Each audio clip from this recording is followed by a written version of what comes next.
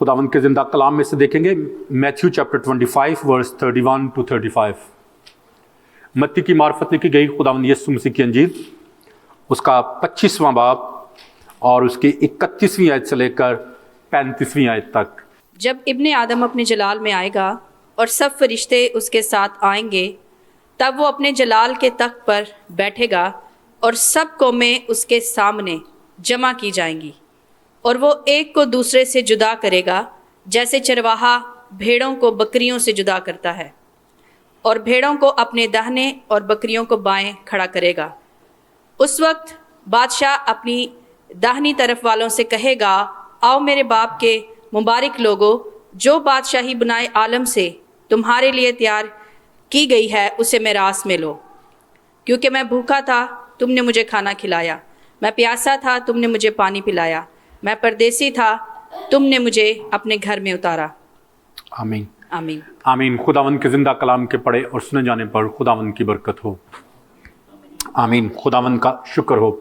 आज थोड़ी देर के लिए कलाम मुकद्दस में से जो बात मैं आप सबके साथ बांटना चाहता हूं, उसका अनुमान है कि आर यू शीप और गोट, कि आप भेड़ हैं या बकरी।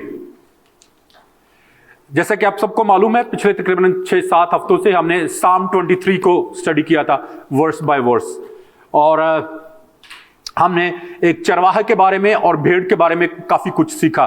लेकिन आज मैंने अपनी स्पिरिट में महसूस किया कि अच्छा है कि हम इस बारे में भी देखें कि भेड़ और बकरी में फ़र्क क्या है, क्योंकि खुदावंद यीशु मसीह जो है वो इस दुनिया में तफरीक पैदा करने के लिए आने को है, फर्क पैदा करने के लिए। वो भेड़ों को बकरियों से जुदा करेगा, नूर को तारीकी से जुदा करेगा, और रास्तबाजों को गुनहगारों से जुदा करेगा। वो तफरीक पैदा करने के लिए आने को है। और आज हम थोड़ी देर के लिए कलाम मुकद्दस में से सीखेंगे कि हम कैसे अपने आप को जांच सकते हैं कि आया हम भेड़ हैं या बकरियां। हम कैसे जानें कि हम आया भेड़ हैं या बकरी हैं, और क्या वजह है, उन वजूहात को देखेंगे कि क्यों खुदावन जो है वो भेड़ों को बकरियों से जुदा करना चाहता है, क्यों ये दोनों इकट्ठे नहीं रह सकती। ठीक है। और फिर उसके बाद हम देखेंगे कि क्यों कलाम मुकद्दस कहता है कि भेड़ों को वो अपने दाहिने हाथ राइट हैंड साइड पे, लेकिन बकरियों को लेफ्ट हैंड साइड पे बिठाएगा। क्यों भेड़े जो है सुपीरियर है, क्यों बेहतर है बकरियों से, क्या उनकी क्वालिटीज हैं। और फिर एंड पे हम लोग देखेंगे कि कलाम मुकद्दस में लिखा है कि भेड़ों को अजर मिलेगा, लेकिन जो बकरियां हैं उनको सजा मिलेगी।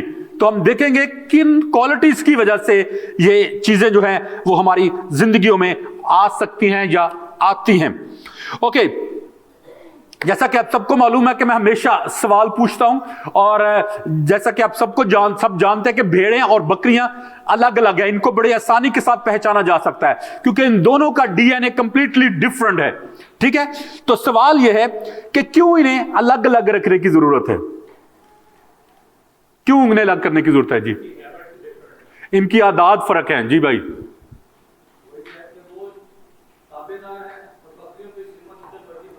बकरियां उनके करैक्टर की बात है, और बकरियां इधर उधर भागती रहती हैं, लेकिन भेड़ें नहीं भागती। और भेड़ जो है वो ग्रेट फॉलोअर है जी, गुड, शाबाश। और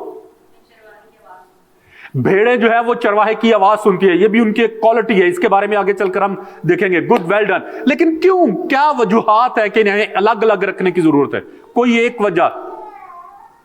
okay, never mind, it's a difficult question, I know. Okay, I have 3 reasons कि क्यों जो चरवाहा है भेड़ों को इकट्ठे चराता तो इकट्ठे ही है। वो जब वो चरती हैं तो फील्ड में, खेत में इकट्ठी रहती हैं, लेकिन जब रात होती है तो उनको अलग अलग अस्तबल में, तवेले में उनको रखता है। जिसका पहला जो रीजन है वो ये है कि बकरियां जो है दे आर वेरी अग्रेसिव। बकरियां जो है वो बिला वजह ही दूसरों को मारती रहती हैं, और चरवाहा नहीं चाहता कि भेड़ें जो है, बकरियां जो हैं वो भेड़ों को जख्मी कर दें, इसलिए चरवाहा जो है उनको अलग अलग रखता है। और दूसरा जो रीजन है कि क्यों चरवाहा भेड़ों को अलग रखता है, क्योंकि बकरियां जो हैं वो बहुत, दे आर बिग ईटर, उनकी एपेटाइट ज्यादा है, और वो जो है वो अक्सर जो भेड़ों का चारा जो खुराक होती है वो भी खा जाती हैं। और आगे चलकर हम बकरियों की और भेड़ों की खसूसियात में हम देखेंगे कि जो बकरियां होती हैं, they never ever satisfied in their life. जितना भी आप उनको देते रहो वो खाती रहेंगी, वो कभी भी स्टॉप नहीं करती। जबकि आप भेड़ों के बारे में आप देखेंगे कि भेड़ें चरती रहती हैं और एक वक्त आता है कि वो बैठ जाती हैं, वो खाना पीना छोड़ देती हैं, आराम करती हैं। और तीसरा जो सबसे बड़ा रीजन है कि क्यों इनको अलग अलग करने की जरूरत है, वो ये है कि बकरियों को अक्सर बीमारियां लग जाती हैं, वो बीमार हो जाती हैं, और भेड़ बहुत कम बीमार होती है। और जो जो बकरियों की जो डिजीजेस हैं, दैट आर कंटेजियस, वो ज्यादातर जो है वो एक से दूसरे को लग जाती हैं। तो इसलिए चरवाहा जो है वो भेड़ों को बकरियों से दूर इसलिए रखता है कि कहीं बकरियों वाली जो बीमारियां हैं वो भेड़ों में ना आ जाएं। और अगर ऐसा हो जाए तो फिर उनको इंजेक्शन लगवाने पड़ते हैं, वैक्सीन देनी पड़ती है, उनको तेल लगाना पड़ता है, नहलाना पड़ता है, और एक खास केमिकल में से डिप करना पड़ता है। आप अगर इसके बारे में नहीं जानते तो आप जरूर गूगल करके इन चीजों को देखिएगा। ठीक है, ओके। याद रखें, जैसे मैंने पहले बताया कि खुदावन जो है वो तफरीक पैदा करने के लिए आने को है, फर्क पैदा करने के लिए। और याद रखें, they are sheep nations and goat nations as well. They are sheep churches and goat churches as well. They are sheep families and goat families as well. And they are sheep and goats individual as well. इसलिए हमें जानने की जरूरत है कि कौन सी जो है वो भेड़ कौमें हैं और कौन सी बकरियां वाली कौमें हैं, भेड़ नेशंस कौन सी हैं। क्योंकि बहुत सारी ऐसी कौमें, अगर आप अभी ये पढ़े यहां पर, तो खुदावन के कलाम में कसम कि जो रास्तबाज हैं, जो खुदावन के पैरोकार हैं, जो खुदावन के साथ साथ चलने वाले हैं, खुदा के वो दाहिने हाथ होंगे, रास्तबाज जो हैं वो भेड़ों की अलामत है, और जो गुनहगार होंगे वो बकरियों की अलामत होंगे। और यहां पर आज मैं जो कंपैरिजन आपको देने को हूं, इसमें यह साबित करना नहीं है मतलब कि भेड़ें अच्छी हैं या बकरियां अच्छी हैं। ओके, ये एक तमसीली लैंग्वेज है जो खुदावंद यीशु मसीह ने यहां पर इस्तेमाल की है। याद रखें, खुदा ने जो कुछ बनाया अच्छा है, भेड़ें भी अच्छी हैं, बकरियां भी अच्छी हैं, लेकिन आज हम उनकी खासियत को देख के अपने आप को उसके साथ रिलेट करेंगे कि आया हम बकरियों की कैटेगरी में फॉल करते हैं या शीप्स की, भेड़ों की कैटेगरी में हम लोग आते हैं। तो इसलिए बहुत जरूरी है कि हम अब ऐसी कौमों को जाने जिन्होंने खुदावंद यीशु मसीह को कबूल किया है, और ऐसी कौमों को जाने जिन्होंने कबूल नहीं किया। ऐसे खानदानों को देखें जो खुदा के साथ चलते हैं और जो खुदा के साथ नहीं चलते। ऐसे लोगों को इंडिविजुअली देखें जो खुदा के साथ वफादार हैं और जो खुदा के साथ वफादार नहीं है। So can you consider a little bit, can you think a little bit, which nation we are, sheep nation or goat nation? कैसे आपको पता है कि आप शीप हैं? Sheep, we are a goat nation। और आपको बताऊं, in these days churches are filled with the goats instead of the sheep। आज कलीसियाएं बकरियों से भरी पड़ी हैं बजाय इसके कि भेड़ों के। और आगे चलकर हम देखेंगे कि कैसे हम जान सकते हैं कि हम लोग शीप हैं या गोट हैं, और हमें इन दोनों के दरमियान में फर्क ही नहीं पता। और जब तक हमें फर्क नहीं पता चलेगा, हम कैसे इन दोनों को अलग कर सकेंगे। ओके, इससे पहले कि और आगे चलूं, एक और सवाल जो है वो मैं आपसे पूछना चाहता हूं, फिर उसके बाद मैं इसका कंपैरिजन जो है वो आपके साथ शेयर करूंगा। अगर 2 या 3 चरवाहे सब अपनी भेड़ें एक ही खेत में चरा रहे हैं, तो वो कैसे अपनी अपनी भेड़ों को अलग करेंगे? कैसे? चरवाहे की आवाज से। Very simple. क्योंकि अगर आप उनको पहचानने की कोशिश करेंगे अपनी अपनी भेड़ों को, तो आप हरगिज नहीं पहचान सकेंगे। लेकिन कलाम मुकद्दस में लिखा है कि भेड़ें अपने चरवाहे की आवाज को पहचानती हैं। एंड आई वाज अमेज्ड जब मैंने इसके बारे में एक वीडियो देखी। 3-4 चरवाहे जो हैं वो मुख्तलिफ जगहों पे खड़े होके, तो बड़े खेत में से अपनी अपनी आवाजों को, अपनी अपनी भेड़ों को एक खास आवाज के साथ बुलाते हैं, और जो जो भेड़ें जिस जिसकी होती हैं वो उसी सिमत को चली जाती हैं। It was unique experience for me कि भेड़ें अपने चरवाहे की आवाज को पहचानती हैं, लेकिन हम क्या खुदावंद की आवाज को पहचानते हैं? क्या हमने कभी खुदावंद की आवाज को सुना भी है या नहीं? तो याद रखें मेरे अजीजों, मैं अक्सर ये बात कहता हूं कि खुदा की आवाज को सुन लेना यह काफी नहीं है, लेकिन खुदा की आवाज को पहचानना जो है यह ज्यादा बेहतर है। और खुदावन चाहता है कि हम उसकी आवाज को सिर्फ सुनने के ख्वाहिशमंद ना हो, बल्कि उसकी आवाज को पहचानने के ख्वाहिशमंद हो, ताकि खुदावन जब भी हमारे साथ बोले तो हम पहचान जाएं कि हाँ, ये आवाज खुदावन की है और ये आवाज हमारे ज़मीर की है या ये आवाज जो है ये इब्लीस की है। लेकिन अगर हमें पता नहीं चलता कि कौन सी आवाज हमारे ज़मीर की, हमारे इनर बीइंग की है, कौन सी आवाज खुदावन की है और कौन सी आवाज इब्लीस की है, तो फिर हम कैसे डिसर्न कर पाएंगे कि किस आवाज के पीछे हमें चलना है? फिर हमें जो मर्जी जिधर मर्जी ले जाए, बुच्चर की तरह। शायद आपको याद हो, थोड़े दिन पहले जब हम साम 23 को स्टडी कर रहे थे, तो मैंने बताया था कि बुच्चर में, एक कसाई में और चरवाहे में फर्क कैसे महसूस कर सकते हैं आप? क्या फर्क है, कैसे पता चलता है? जो चरवाहा उसको कंधे पे उठा के लेके चलता है और जो बुच्चर होता है उसको कान से पकड़ के। हाँ जी, बुच्चर जो है, जो कसाई है, वो उसको कान से पकड़ कर धकेल के खींच के लेकर जबरदस्ती लेके जाता है उसको। लेकिन भेड़ जो है वो चरवाहे के आराम से खुद ब खुद पीछे पीछे आती रहती है, उसको जबरदस्ती नहीं करनी पड़ती, उसको छड़ी के साथ मारना नहीं पड़ता।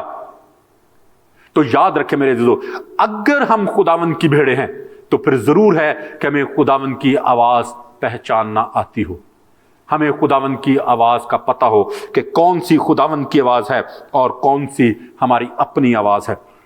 आज मैं आपके साथ तकरीबन 15 डिफरेंसेस जो हैं वो मैं आपके साथ शेयर करना चाहता हूं, जो कि भेड़ों और बकरियों के दरमियान में है, जिसके जरिए से आप डिसर्न कर सकते हैं, आप जान सकते हैं कि आया आप भेड़ कैटेगरी में फॉल करते हैं या शिप कैटेगरी में। पहली बात जो है, पहला डिफरेंस जो है वो है कि भेड़ें चरवाहे के बगैर कभी भी नहीं रह सकती, because they are very dependent. और पिछले 2 हफ्ते पहले मैंने आपको एक वीडियो भी दिखाई थी कि जिसमें भेड़ उल्टी हो गई थी और वो खुद से सीधी भी नहीं हो सकती, क्योंकि अगर वो 2 घंटे उल्टी रहे तो उसको हार्ट अटैक हो जाता है और वो मर जाती है। उसमें इतनी सकत नहीं कि वो खुद से खड़ी भी हो सके, इसलिए उसको चरवाहे की जरूरत है। तो याद रखें मेरे अजीजों, जब हम खुदावन यीशु मसीह की भेड़े हैं तो फिर हमें खुदावन यीशु मसीह की जरूरत है। हम खुदावन यीशु मसीह के बगैर एक दिन भी नहीं गुजार सकते, हम खुदावन यीशु मसीह के बगैर एक कदम भी नहीं चल सकते, हम खुदावन यीशु मसीह के बगैर एक सांस भी नहीं ले सकते, इसलिए क्योंकि हम लोग 100% उस पर डिपेंडेंट हैं और हमें उसकी जरूरत है। जबकि भेड़ें जो है, जबकि बकरियां जो हैं वो इंडिपेंडेंट है, ज्यादातर वो जिधर चाहे उधर मर्जी भागती रहती हैं, वो खुद इन्हिसार हैं। और बकरियां जो है वो अपनी मर्जी से इधर उधर घूमती फिरती हैं, जिधर को उनका दिल चाहता है वो चली जाती हैं। और खुदावन चाहता है कि हम भेड़ों की तरह अपनी जिंदगी यीशु के ताबे कर दें, ताकि हम यीशु पर इन्हिसार करके जो भी अपनी जिंदगी के फैसला जात हैं, जो काम है, जो करने वाली चीजें हैं, उनको हम खुदावन के डर और खौफ में रहते हुए और उसकी रहनुमाई में रहते हुए करें, ताकि उससे खुदावन के नाम को इज्जत और जलाल मिले। फिर तीसरी बात कि भेड़ों के सींग नहीं होते हैं, सिर्फ जो मेल शीप्स होती हैं उसके सींग होते हैं, और वो भी पीछे की तरफ को जाके आगे को आते हैं, वो कर्व में होते हैं, सर्कल में होते हैं, ठीक है। और भेड़ें जो है वो बिला वजह ही किसी को सींग नहीं मारती हैं, और वो भी मेल शीप जो है वो दूसरों पर अटैक करता है, लेकिन वो भी उस वक्त जब वो अपने आप को स्वीयर डेंजर में पाए, जब उसको पता हो कि अब मेरी छुटकारा नहीं है, अब मेरी रिहाई नहीं है, तो इसलिए फिर वो अटैक करता है। जबकि बकरियां जो है उनके सींग जो है वो स्ट्रेट और सीधे और आगे को होते हैं, और बकरियां पता है बिला वजह जिसको मर्जी मारती रहती हैं। दे आर वेरी अग्रेसिव, और बकरियां पास से आकर खड़ी भी हो तो उनसे डर लगता है। ऐसा होता है या नहीं, कि सिर्फ मेरे साथ ही होता है ऐसा? ओके, इसी तरह याद रखें मेरे अजीजों, खुदावन हमसे भी यही चाहता है कि हम दूसरों को नुकसान पहुंचाने वाले नहीं, बल्कि दूसरों की बेहतरी का बायस बने, हम दूसरों को अपलिफ्ट करने वाले बने, हम दूसरों को इनकरेज करने वाले बने, हम दूसरों की बेहतरी, तरक्की और बढ़ोतरी का बायस बने, ना कि दूसरों के नुकसान का। और फिर अगला डिफरेंस जो है वो है कि भेड़ों के बदन पर ऊन होती है जिससे दूसरों को फायदा हासिल होता है, जबकि बकरियों के बदन पर बाल होते हैं जो किसी के काम नहीं आते।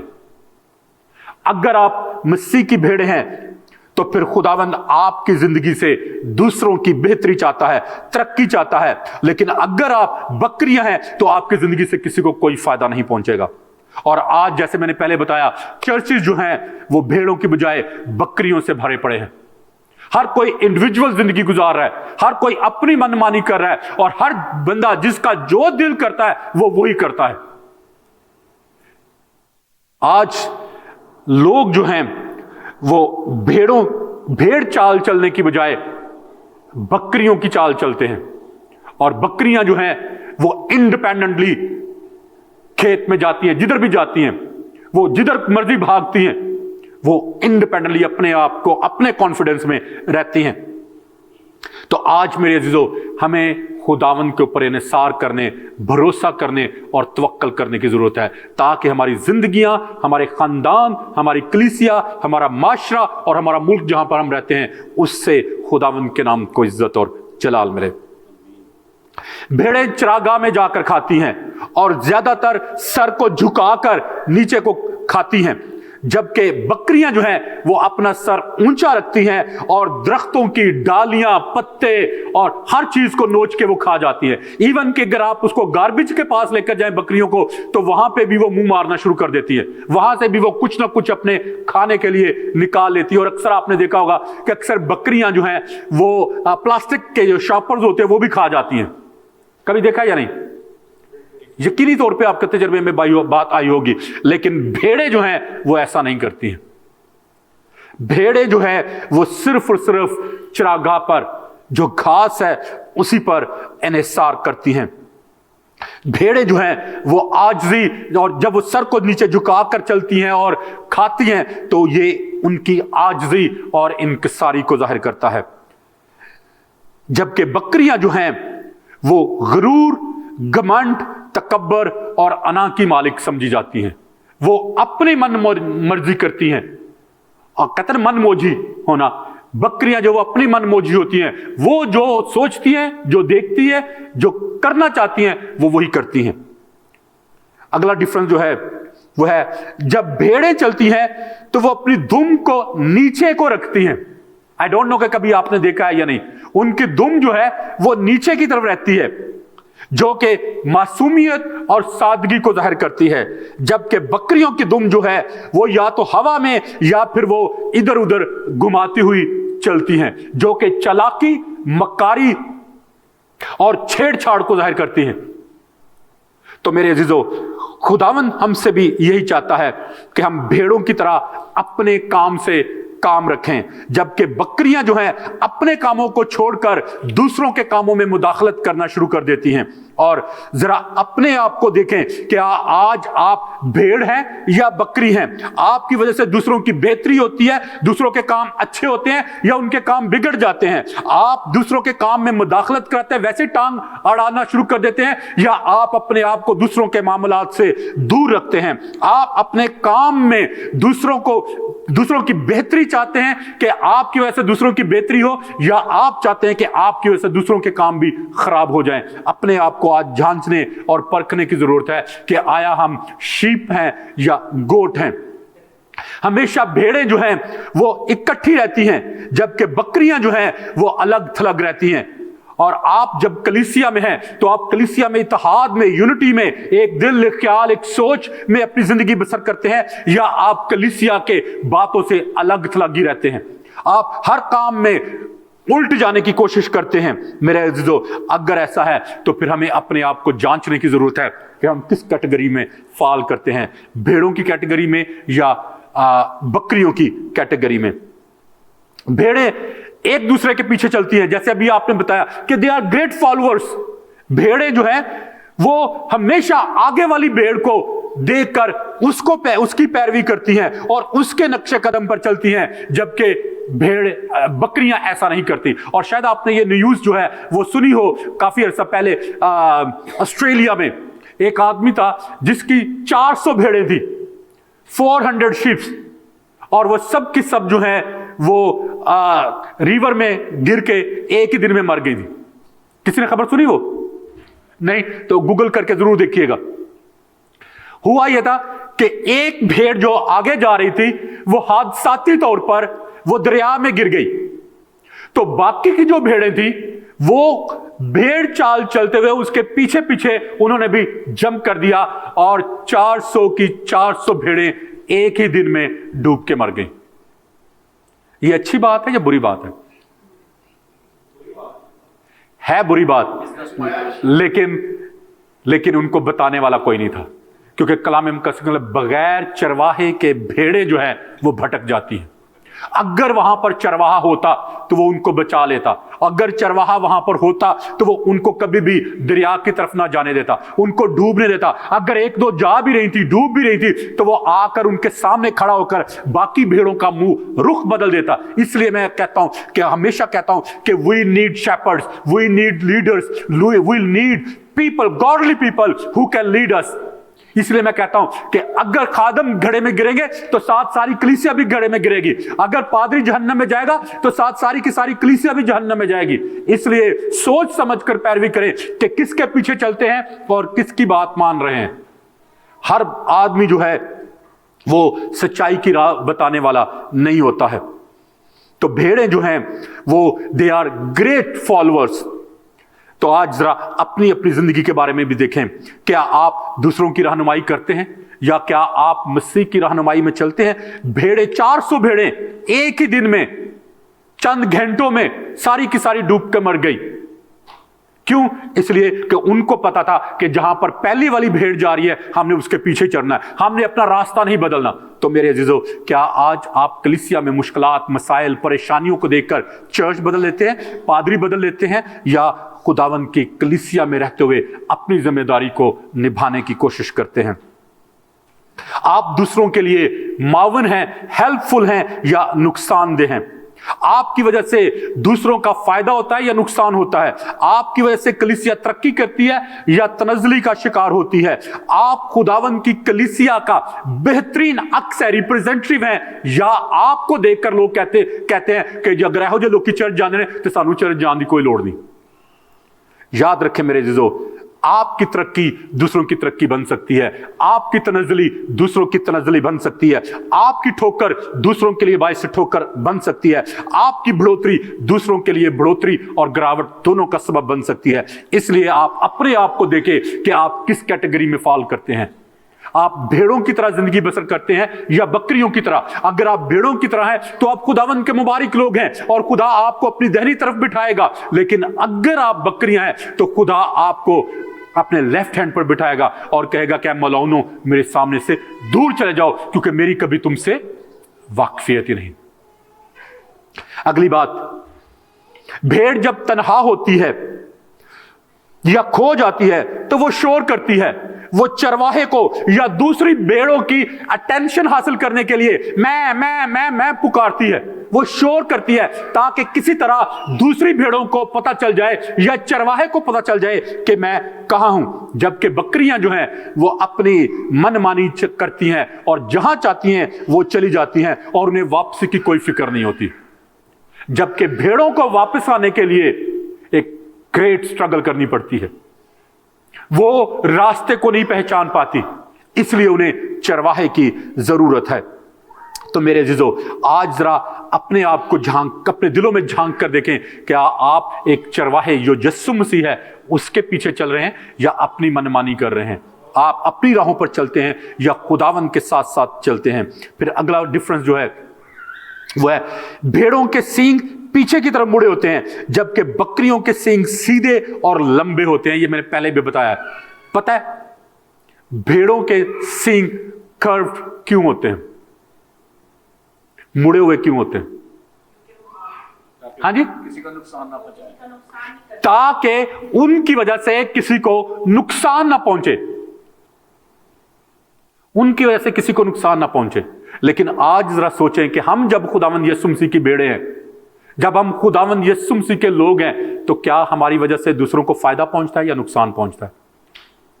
किस कदर हम दूसरों के लिए फायदामंद होने की कोशिश करते हैं, या हम कहते हैं ठीक है जिन्होंने नुकसान पहुंच जा रहे, मैनू कादा नो, कलाम मुकद्दस में लिखा है कि एक दूसरे का भार उठाओ, एक दूसरे का भार उठाओ। भार उठाने से मुराद यह है कि हम एक दूसरे के लिए गैप में खड़े हों, एक दूसरे के मददगार हों, एक दूसरे के मावन बने, ताकि हमारी जिंदगियां जो हैं वो बाइस से बरकत बने। फिर अगला डिफरेंस जो है वो है, भेड़ें अपने इर्द गिर्द के माहौल को बड़ी आसानी के साथ अपना लेती हैं, जबकि बकरियां जो हैं उन्हें नए माहौल को अपनाने में बड़ा वक्त लगता है, उन्हें स्ट्रगल करनी पड़ती है, वो बड़ी जल्दी एडजस्ट नहीं हो पाती है। क्या आप खुदावन के कलाम में और उसके हुक्मों में और उसके मुंह की बातों में बड़ी आसानी के साथ एडजस्ट हो जाते हैं, उनको अपना लेते हैं, या आपको स्ट्रगल करना पड़ती है? आपको खुदा के कलाम की समझ आती है या आपको खुदा के कलाम को समझने में स्ट्रगल करनी पड़ती है? आज जरा अपने आप को जांचें। फिर अगला जो डिफरेंस है वो है, भेड़ें जब इकट्ठी रहती हैं तो अपने आप को वो महसूस करते हैं, दे फील सिक्योर।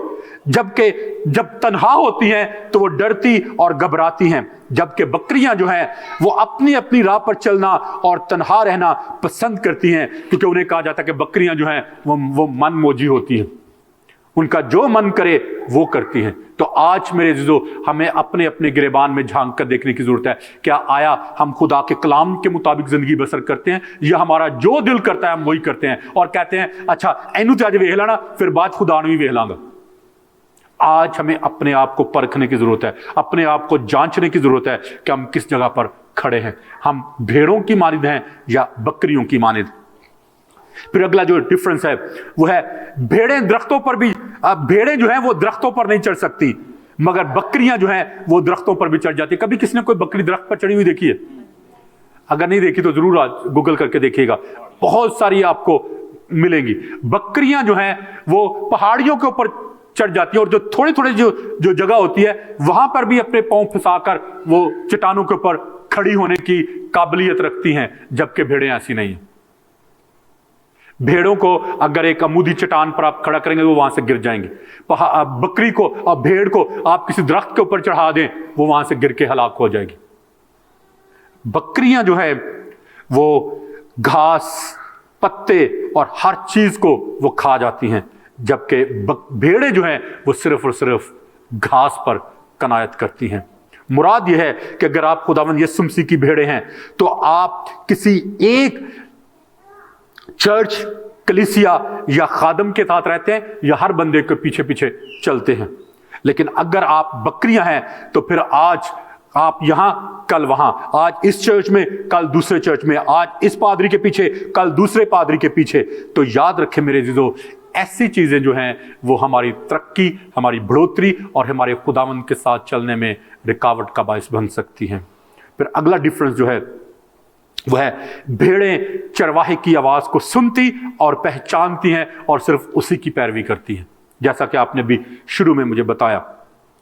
जबकि बकरियां जो हैं वो अपनी मनमानी करती हैं और जिधर चाहती हैं वो चली जाती हैं। अगर आप खुदा के पाक रूह की आवाज को सुनने वाले लोग हैं और खुदा के पाक रूह की ताबेदारी करते हैं तो फिर आप खुदावंद के मुबारक लोग हैं, आप खुदावंद की भेड़े हैं और खुदावंद आपसे खुश है। लेकिन अगर आप खुदा के पाक रूह की आवाज को सुनते नहीं, उसको पहचानते नहीं, तो फिर यकीनी तौर पर हम जो बकरियों की कैटेगरी है उसमें फॉल करते हैं। अगर आप समझते हैं कि आप भेड़े नहीं बल्कि बकरियां हैं और आप बकरियों की बजाय भेड़े बनना चाहते हैं, तो फिर आप भीड़ चाल ना चलें, भीड़ के लोग ना बने, हजूम के लोग ना बने। आप जानते हैं खुदावंद यीशु मसीह के पीछे एक बड़ी भीड़ हमेशा रहती थी, एक बड़ा हजूम उसके पीछे हर वक्त लगा रहता था। तो खुदावंद चाहता है कि आप भीड़ के लोग ना बने, हजूम के लोग ना बने, क्राउड ना आप बने, बल्कि आप शागिर्द बने। और ये ऑलरेडी मैं कलाम सुना चुका हूं कि difference between crowd and the disciples. Google का आप यूट्यूब पे जाकर जरूर देखें, ये मैसेज वहां पर है कि जो शागिर्द होते हैं वो खुदावंद के साथ साथ रहते हैं, लेकिन जो हजूम के लोग होते हैं वो आते हैं, खाते पीते हैं और अपने अपने घर चले जाते हैं। जो शागिर्द होते हैं वो दूसरे लोगों की मदद करते हैं कि उनका भला हो सके, लेकिन जो हजूम के लोग होते हैं वो अपना फायदा ढूंढने के लिए आते हैं। और खुदावंद यीशु मसीह ने कहा कि तुम मुझे इसलिए नहीं ढूंढते कि मेरी तालीम सुनो, बल्कि इसलिए ढूंढते हो कि रोटियां खाओ। हेलो, किसी को याद है यीशु के अल्फाज?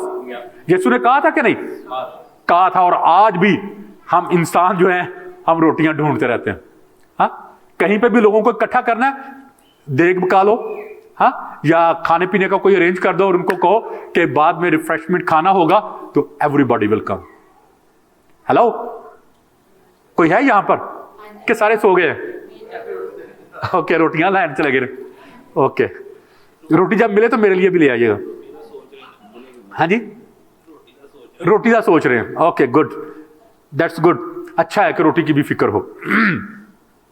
ओके, अगर आप समझते हैं कि आप जो गोट कैटेगरी है उसमें फॉल करते हैं और आप वहां से निकलकर जो शीप कैटेगरी है उसमें आना चाहते हैं, तो you need to do 4 things. आपको 4 काम करने की जरूरत है जो कि ज्यादा मुश्किल नहीं है। पहला काम यह है कि हर रोज खुदा के कलाम को पढ़े। जब आप खुदा के कलाम को पढ़ेंगे तो आप खुदा की आवाज को सुनने वाले बनेंगे, और जब आप खुदा की आवाज को बार बार सुनेंगे तो आप खुदा की आवाज को पहचान जाएंगे, और फिर वो आवाज जो है वो आपको कभी गुमराह नहीं होने देगी। कितने लोग शादीशुदा हैं, जब आपकी बीवी या आपका शोहर आपको फोन करता है तो आप उससे पूछते हैं कौन बोलन डया है, कौन है, अपना नाम दसो, कौन बोलते पे हो? कितने लोग जो पूछते हैं? हाँ जी, जैसे ही वो उधर से हेलो करते हैं आप फौरन पहचान जाते हैं कि ये कौन है। क्यों पहचान जाते हैं? आवाज को पहचानते हैं। क्यों पहचानते हैं? कैसे? क्योंकि आप रोज डेली सुनते हैं उस आवाज को।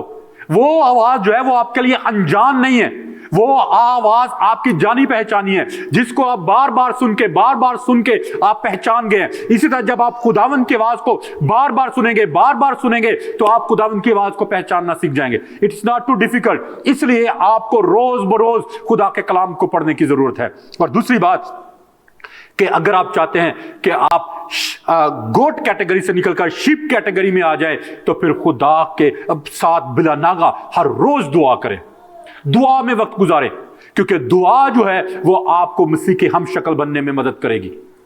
वो एक आपको अच्छी शीप बनने में मदद करेगी, क्योंकि दुआ के जरिए से आप खुदा की रफाकत में रहते हैं। और किसी को मालूम है मूसा जब पहाड़ से नीचे उतरा तो उसकी क्या हालत थी? उसका चेहरा काला हो गया था,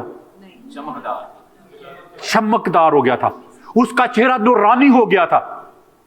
तो मेरे अजीजों, जब आप हर रोज खुदावंद के साथ दुआ में वक्त गुजारेंगे तो फिर खुदावंद का अक्स जो है वो आपकी जिंदगी में से नजर आना शुरू हो जाएगा।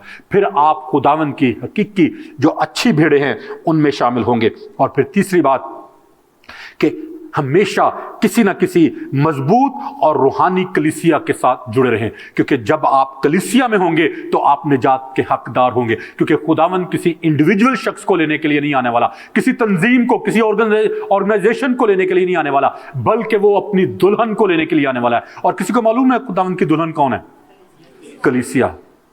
अगर हम कलीसिया में हैं तो हम मसीह की दुल्हन है, अगर हम कलीसिया में नहीं हैं तो हम मसीह की दुल्हन नहीं है। चाहे हम जितने मर्जी मौजज़ात करें, चाहे जितनी मर्जी दुआएं करें, चाहे जितनी मर्जी मनादी करें, चाहे हम तमाम दुनिया को खुदावंद के लिए जीत जाए, फिर एंड पे खुदावंद हमें यही कह देगा कि मेरी कभी तुमसे वाकफियत नहीं। फिर हम कहेंगे खुदावंद हमने तेरे नाम से मौजज़ात किए, हमने तेरे नाम से बदरूहें निकाली, हमने तो तेरे नाम से इतने मिशन ट्रिप्स किए, ये किया वो किया, लेकिन वो एंड पे हमें कह देगा कि मेरी कभी तुमसे वाकफियत नहीं। हमारी वाकफियत खुदावंद के साथ उसकी कलीसिया के रूप में है, उसकी दुल्हन के रूप में है।